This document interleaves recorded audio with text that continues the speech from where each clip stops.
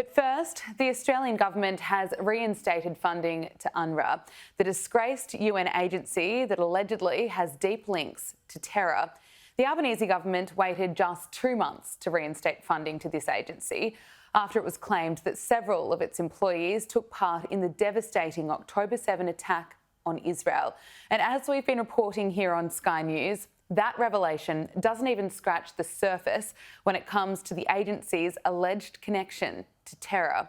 According to Israeli intelligence, more than 1,000 UNRWA employees have formal ties to Hamas. There's evidence of the agency spreading anti-Israel messages in schools.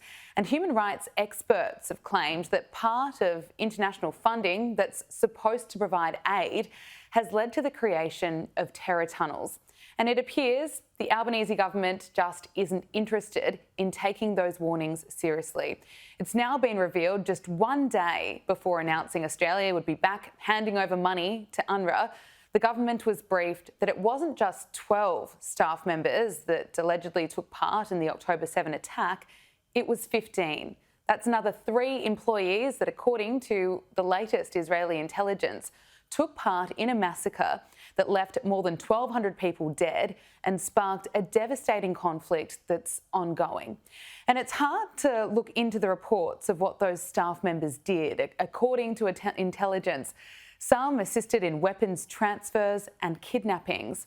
Now, the Australian newspaper reports that the briefing the government received also detailed the prevalence of Hamas operatives across all divisions of UNRWA's program in Gaza. But what concerns me is the government resumed funding before 2 major reviews into the organisation had even been completed. Penny Wong insists that the best available current advice indicates that UNRWA is not a terrorist organisation and there are existing and additional safeguards in place to protect the Australian taxpayer funding. Well, that's a gamble that the government is willing to take with your taxpayer dollars. One of the biggest questions for the government is what's the point in pausing the funding if they were just going to reinstate it? Was it just all for show? We all want Palestinians to get the humanitarian aid and support that they desperately need. But as many human rights experts have told us here on Sky News, there are other agencies that can do it that are not political. And we're here to say, if you want to perpetuate Palestinian grievances and refugees for all eternity, that's how you ensure it. We want to put a stop to it.